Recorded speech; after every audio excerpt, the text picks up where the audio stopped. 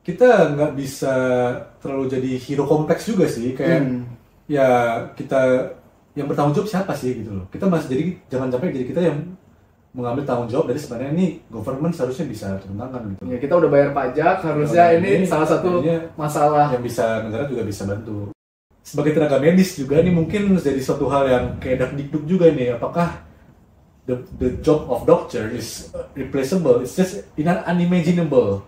For a long for so long gitu. Kayak waktu saya zaman kuliah tahun 2008 tuh, itu ya dokter tuh masih rasanya tuh kayak untouchable gitu, kayak suatu profesi yang wah luar biasa ya. Tapi makin kesini dengan teknologi segala macam ya kelihatannya apa yang dokter perlu lakukan itu bisa dilakukan oleh AI gitu loh.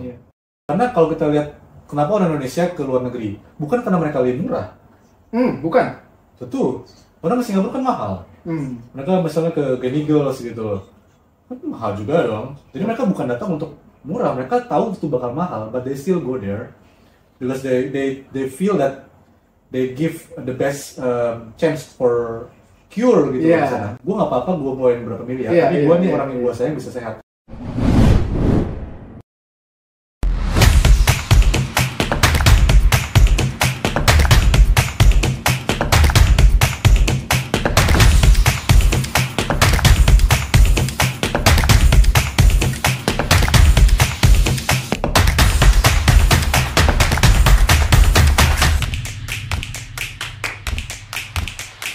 Tadi kita udah bicara tentang mental health. Nah, kita kan tema besarnya adalah global health nih. Jadi kita tadi udah bicara HIV/AIDS yang merupakan topik yang menjadi expertise Mardo dan juga mental health.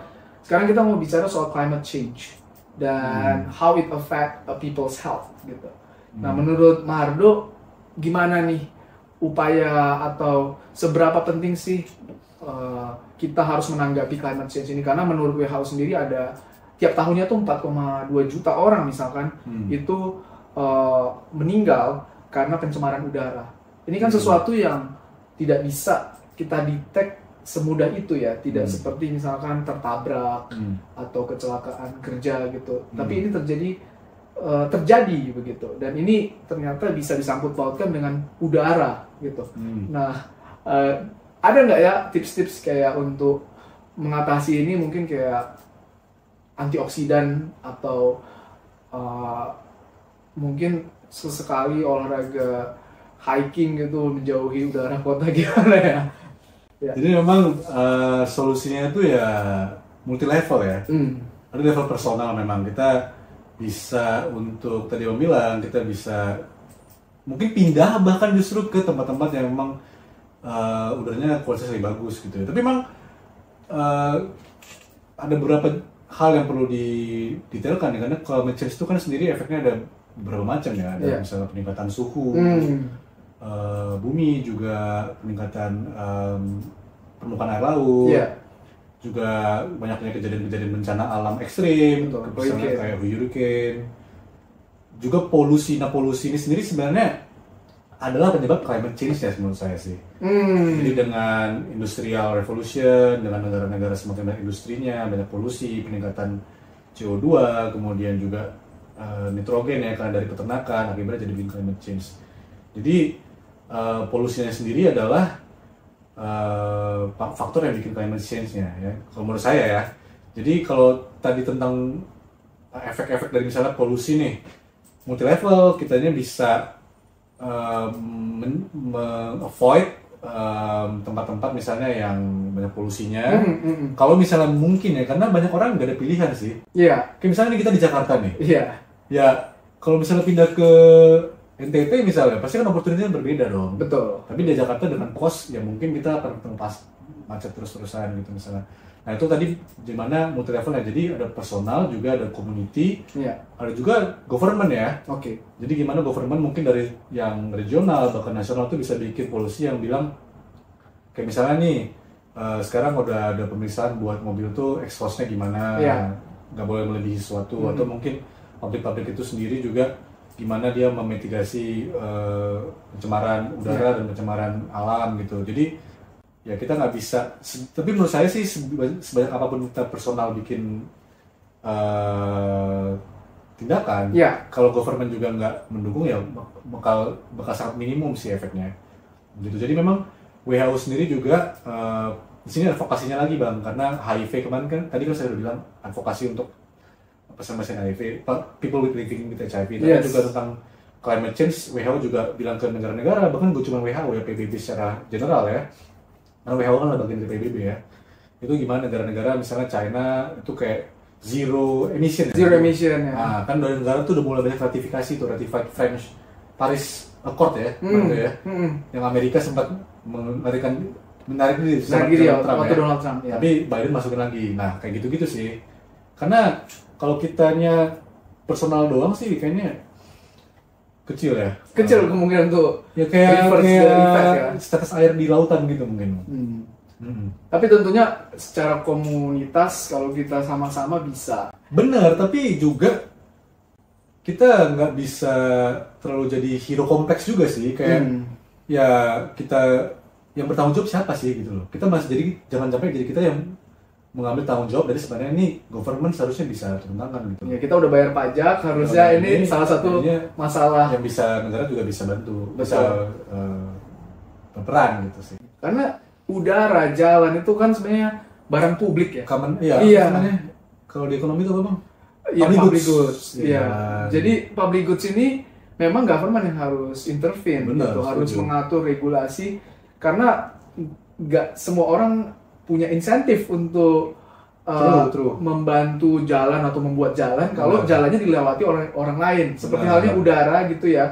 Ada satu orang yang punya industri dan polusinya tinggi, dia nggak peduli karena nggak ada dampak langsung kepada dia gitu. Iya, dia for profit aja, dia dapat untung kan dengan itu.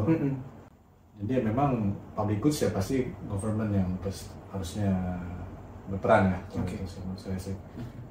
Tapi ya climate change tuh memang mengerikan sebenarnya. Mengerikan ya. Ya seperti itu ya. Nah, kita mau bahas juga nih soal adopsi teknologi atau peran teknologi dalam mengatasi masalah kesehatan. Ya. Nah, sekarang kan banyak sekali teknologi yang baru ya, atau bukan platform-platform kesehatan digital yang membuat penyembuhan itu lebih murah dan lebih cepat gitu. Nah, menurut Mardo, apa aja sih teknologi yang sebenarnya masih bisa dieksplor gitu untuk mendorong peningkatan kesehatan secara global gitu? Ada nggak yang di Indonesia ini sebenarnya belum trendy, tapi di luar sana sebenarnya udah mulai dipakai? Oke, jadi kalau soal teknologi di kesehatan, menurut saya itu ada beberapa layernya ya. Jadi pertama itu soal akses. Kalau di Indonesia terutama nih, negara yang mungkin sudah bisa dibilang berkembang ya, tapi memang ada bagian-bagian yang remote gitu loh. Saya pernah kerja di Maumere, pernah di Timika, dan kondisi di sana, terutama kalau kita jalan-jalan ke kampung nih, itu ya sangat berbeda dengan di Jakarta, di pusat. Nah, disinilah teknologi bisa berperan dalam memberikan akses. Jadi sejak zaman saya kuliah sih memang udah ada mulai ide tentang remote health service ya. Jadi misalnya ada pasien-pasien di daerah yang butuh pemeriksaan ataupun misalnya diagnosis, itu bisa dengan video call ataupun misalnya dengan teknologi lain bisa kontak dengan spesialis yang ada di pusat untuk bisa memberikan advice gitu kepada pasien-pasien tersebut. Juga mungkin sekarang ya sudah banyak pastinya platform misalnya kayak yang disebut merek nih, jadi Halodoc atau Halodoc atau segala macam, yang dimana orang-orang mungkin yang bingung nih tentang kondisi kesehatannya, tapi dia punya internet minimal, punya HP, punya internet, punya listrik, dia bisa kontak dengan tenaga kesehatan, bisa tanya-tanya, bisa tahu penyakitnya apa, dan bisa tahu harus bagaimana setelahnya. Jadi dari segi akses tentunya teknologi ini sangat bisa membantu ya, tapi memang dengan harus penunjang dari teknologi internetnya juga harus bagus, dari infrastrukturnya juga.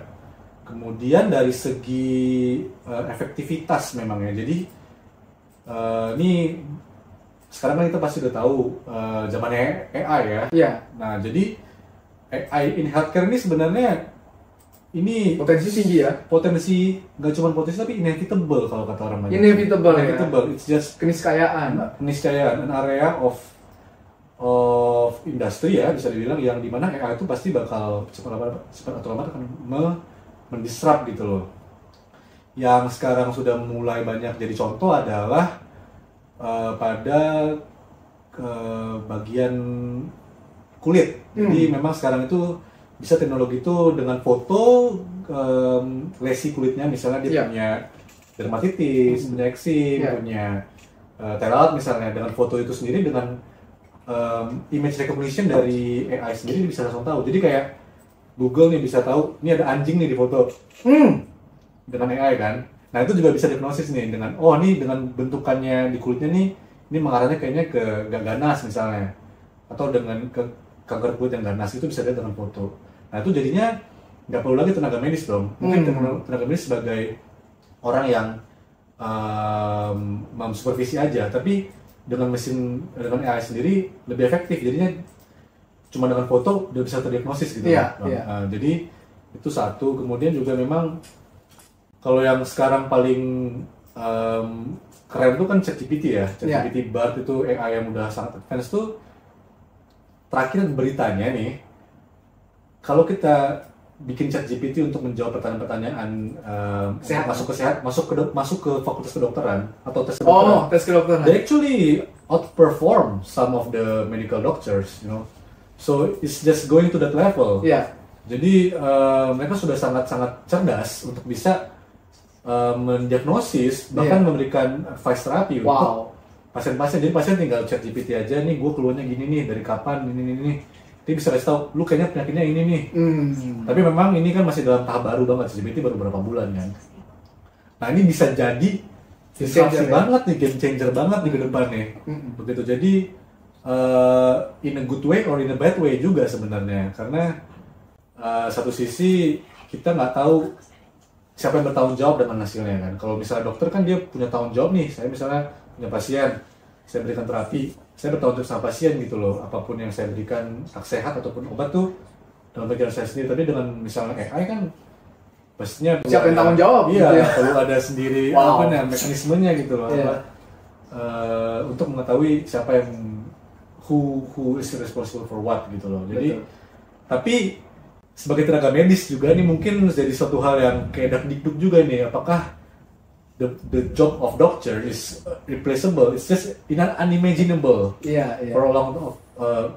for so long gitu. Kayak waktu saya zaman kuliah tahun 2008 tuh, itu ya dokter tuh masih rasanya tuh kayak untouchable gitu loh, kayak suatu profesi yang wah luar biasa ya. Tapi makin kesini dengan teknologi segala macam ya kelihatannya apa yang dokter perlu lakukan itu bisa dilakukan oleh AI gitu loh.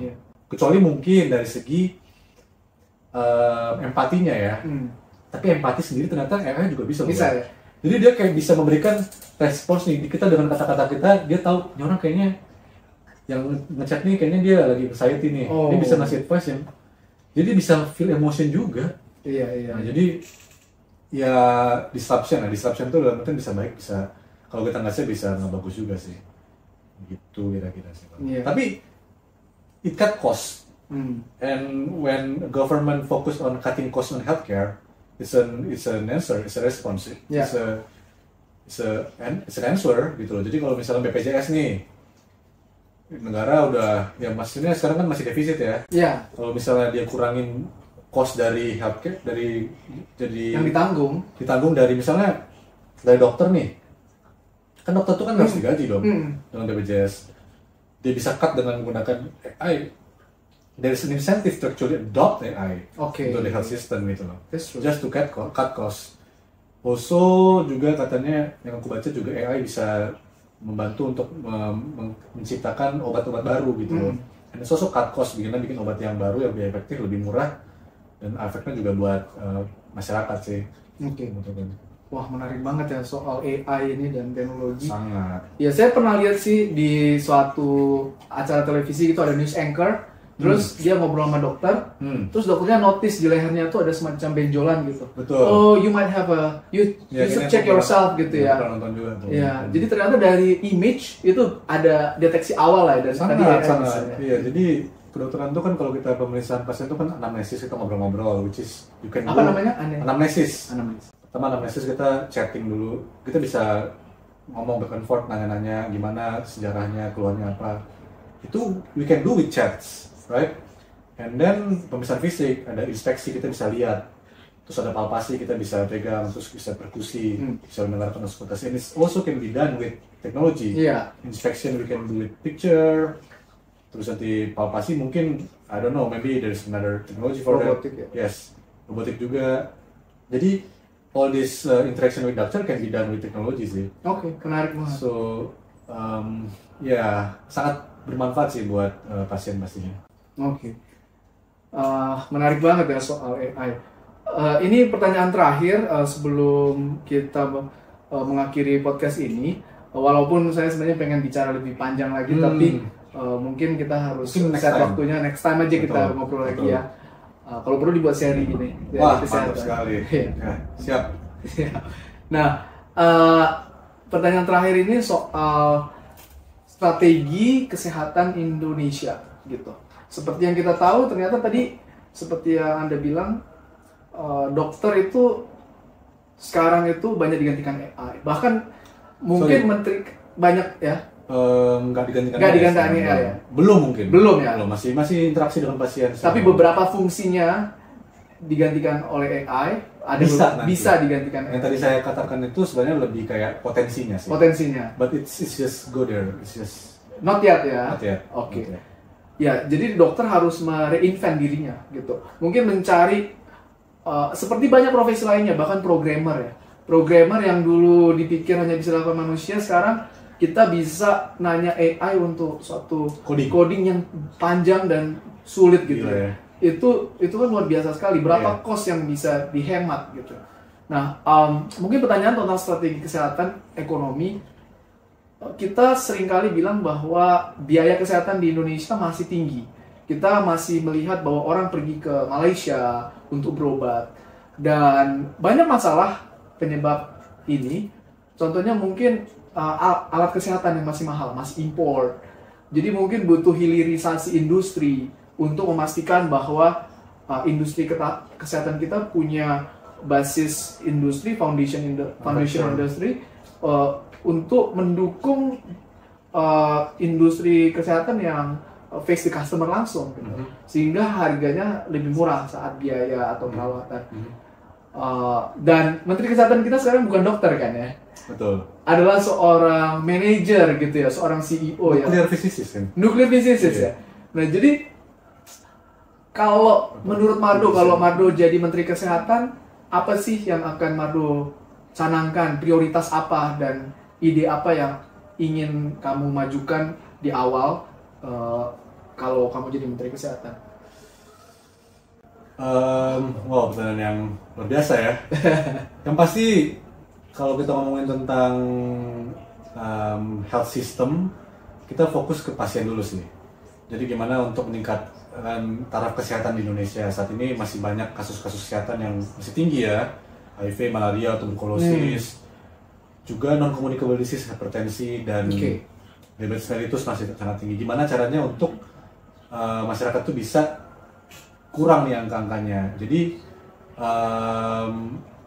gak cuma dengan apa ya, dengan meningkatkan, tadi yang bilang salah satunya dengan obat-obatan, tapi pertama itu pencegahan sebenarnya. Jadi gimana kita edukasi gaya hidup sehat pertama ke masyarakat, gimana untuk mencegah HIV gaya hidupnya diperbaiki, mencegah darah tinggi makanya diperbaiki, diabetes makanya diperbaiki, obat-obatan nanti aja, kita olahraganya harus bagus, tuberkulosis kita harus sirkulasi udara bagus. Jadi pertama pencegahan, prevention itu pertama. Dan kalau saya Menteri Kesehatan, saya akan kuatkan nih gimana di masyarakat tuh paling nggak edukasi lah buat masyarakat tuh gimana untuk mencegah supaya nggak sakit dulu. Iya. Kalau udah kita mencegah pasien nggak sakit, itu udah halfway to the target gitu, to solving the problem, right? There won't be a problem if we prevent it very well. Now once we go to the patient that are sick, we're talking about how to give the best treatment with less cost as possible, because as a government, ya kita nggak punya uang yang unlimited dong. Pasti banyak hal lain, pendidikan, infrastruktur, segala macam yang juga berkompetisi nih untuk dapatkan APBN. Jadi gimana untuk memberikan pelayanan kesehatan yang bagus, tapi juga dengan cost yang kurang. Ya. Nah, caveatnya sebenarnya adalah Indonesia ini cukup ambisius sebenarnya, Bang. Oke. Dalam hal sistem, dalam hal pembiayaan. Pembiayaan, financing ya. Financing itu sangat ambisius. Bahwa negara Indonesia itu berani untuk bikin BPJS, itu ambisius menurut saya. Dan ambisius dalam artian kayak, wow keren banget gitu loh. Iya, iya. Karena nggak banyak negara yang berani untuk bikin universal health coverage. Iya. Dan sangat develop banget nih pemerintah untuk bikin universal health coverage. WHO sendiri sangat menyarankan untuk universal health coverage. Negara yang bikin UHC, universal health coverage itu UHC ya kalau ini ya. Itu Inggris misalnya. Oke. Tapi negara kayak Amerika nggak bikin UHC. Mungkin Obamacare. Tapi itu kan cuma beberapa segmen doang gitu loh. Kemudian negara kayak Swiss misalnya, itu nggak ada universal health coverage. Negara itu ya bertanggung jawab untuk membayar. Wow. They let the private insurance, health insurance competing with each other. Oke. And then everyone has to find one. Itu kayak obligatory, semua orang tuh punya health insurance. And it makes healthy competition between private insurance to lower their cost and be more efficient gitu loh. Jadi mereka nggak gunakan APBN banyak untuk bayar health cost dari masyarakatnya gitu loh. Jadi memang banyak approach di Indonesia upload universal coverage, tapi dengan downside-nya memang jadinya ya sangat costly ya. Kita punya 200 juta masyarakat, ekonominya memang masih banyak yang kurang, gaya hidupnya masih kurang bagus, jadi banyak yang gak sehat gitu loh. Jadi ketika BPJS muncul, sebenarnya udah banyak nih yang di bawah Everest itu kayak banyak orang-orang sakit sebenarnya. Begitu BPJS muncul, mereka akhirnya menjalani pengobatan dan jadinya sangat costly gitu loh. Jadi gimana caranya untuk bisa bikin BPJS ini sangat bisa lebih efisien sih? Itu pertanyaan utama ini. There's a 1 million question sih sebenarnya, gimana bikin BPJS itu bisa jadi asuransi kesehatan yang nggak cuman bagus tapi juga cost efektif gitu. Yeah. Saat ini sih kalau kita lihat dari respons masyarakat sepertinya sangat positif untuk BPJS karena memang it's solve the problem. Cukup murah tapi it covers most of the cost ya. Tapi memang saya sebagai orang medis, background medis, saya tahu ada concern juga nih dari pihak tenaga medis karena memang jadinya reimbursement untuk rumah sakit dan tenaga medis itu jadinya banyak ditekan gitu loh. Oke. Jadi gimana caranya untuk menyeimbangkan, kita nih tenaga medis kan juga bagian dari negara dong, masyarakat juga, dan kita bikin mereka makmur juga. Ketika mereka makmur, mereka bisa bikin servis yang terbaik juga untuk masyarakat gitu loh. Jadi gimana menyeimbangkan masyarakat itu senang tapi juga pemberi servisnya, dokter, perawat, apoteker, makmur juga gitu. Nah, mungkin saya sih kalau misalnya jadi Menteri Kesehatan, saya akan berikan ruang lebih banyak untuk private industry sih, private health insurance, juga private hospital. Let them innovate gitu loh. Compete gitu loh. Karena kalau kita lihat kenapa orang Indonesia ke luar negeri, bukan karena mereka lebih murah. Bukan. Tentu. Orang ke Singapura kan mahal. Mereka misalnya ke Gleneagles gitu loh. Mahal juga dong. Jadi mereka bukan datang untuk murah, mereka tahu itu bakal mahal, but they still go there because they feel that they give the best chance for cure gitu di sana. Gue nggak apa-apa, gue ngeluarin berapa miliar, tapi gue nih orang yang gue sayang bisa sehat. Nah, how to shift that into our national healthcare industry gitu loh. Gimana orang bisa ke rumah sakit misalnya di Indonesia, nggak apa deh gue keluarin banyak, tapi gue tahu nih udah paling bagus. Betul. Jadi ya salah satunya ya let them compete gitu loh. Kalau misalnya ada rumah sakit yang mau bikin harga lebih mahal, tapi mungkin ya itu adalah cost dari bikin pemeriksaan yang terbaik gitu. Misalnya impor alat kesehatan yang terbaik, obat-obatan terbaik, tenaga medis yang terbaik, menyekolahkan tenaga medis yang terbaik. Pada akhirnya itu akan jadi good investment gitu loh. Jadi tapi saya memang ini masih belum jelas gimana sequence-nya. Tapi in general kayak competition is good in general gitu. Jadi kayak if we foster competition in a good way, it will be beneficial for the patient also gitu. Jadi memang health medical tourism itu salah satu isu ya. Iya. Kenapa kita nggak di Indonesia aja? Ya stigma juga nih Bang jadi. Apa itu? Stigmanya. Jadi kayak kesannya tuh Indonesia kalau misalnya ke rumah sakit tuh pasti ini dokternya mungkin yang nggak terlalu bagus, obat-obatnya nggak terlalu bagus, mungkin ada sedikit kurang peduli. Nah ini gimana cara mengubahnya ya? Nah padahal sebenarnya pengalaman saya nih kalau di RSCM itu profesor-profesor, guru-guru saya itu udah sangat-sangat luar biasa mereka. Pendidikannya juga terapinya itu sudah sangat luar biasa. Tapi memang mungkin pencitraannya masih kurang. Pencitraannya, komunikasi publiknya. Komunikasi publik. Nah ini juga mungkin rumah sakit atau tenaga medis perlu untuk promosiin. Nggak apa-apa sih. Mungkin katanya kayak dokter tuh harus humble ya. Yeah. Tapi nggak apa-apa sih sebenarnya kayak just say I've treated this patient with this condition and it's actually work gitu loh. So the pencitraan rumah sakit Indonesia itu lebih bagus gitu loh Bang. Gak apa-apa, Indonesia mungkin kita punya jiwa itu kayak agak sedikit humble ya. Humble. Gak mau nunjukin kemampuan kita gitu loh. Iya. Gak apa-apa sebenarnya. Kita ini bagus, kita harus tunjukin. Oh, tahun ini kita udah bikin operasi ini ada berapa banyak, semuanya sukses. Nah orang ngapain gue ke Singapura, gue di Indonesia aja gitu loh. Benar. Jadi mungkin itu satu-satu yang simpel sih, gimana kita bikin pencitraan healthcare, health service, health professional itu yang sebaik mungkin gitu. Sekarang health professional itu under pressure. Ada kesalahan dikit langsung masuk berita. Tapi kalau misalnya sukses nggak masuk berita. Iya. Gitu ya kasih sensasional kan, karena kan media kan sensasional. Tapi jadi seimbang lah. Kalau misalnya kita tenaga medis sudah bagus, kita kasih apresiasi dan itu akan bagus juga buat industri medis Indonesia. Kira-kira begitu sih. Oke, menarik banget ya. Tadi dengan tadi statement yang luar biasa ya, banyak hal-hal yang penting ya yang bisa dilihat oleh Menteri Kesehatan untuk memperbaiki Indonesia. Tadi saya catat ada 5 paling tidak. Yang pertama, bagaimana meningkatkan pendidikan, karena dengan pendidikan maka prevention itu lebih baik, dan prevention ini juga edukasi ya, edukasi. Betul, edukasi. Dengan adanya prevention ini cost menurun, dan juga tadi saya catat ada kompetisi, meningkatkan kompetisi, regulasi-regulasi yang mendorong kompetisi, dan juga bagaimana dokter itu di-empowered untuk bisa lebih dihargai. Betul. Ya, dan yang terakhir tentunya dengan menggunakan adopsi teknologi untuk mengurangi cost. Menarik banget. Baik, terima kasih Mardo. Terima kasih Bang Ora. Sharing-sharingnya, terima kasih. Semoga bermanfaat. Pastinya. Ya.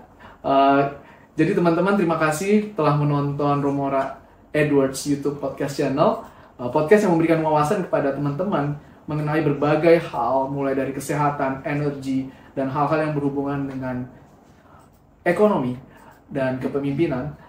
Saya mendorong teman-teman untuk terus belajar, untuk terus menggali topik-topik penting yang akan menentukan atau jadi game changer untuk ekonomi mendatang. Jangan lupa untuk like, subscribe, dan komen di podcast ini. Dan sampai jumpa di Romora Edwards YouTube Podcast Channel selanjutnya. Bye-bye!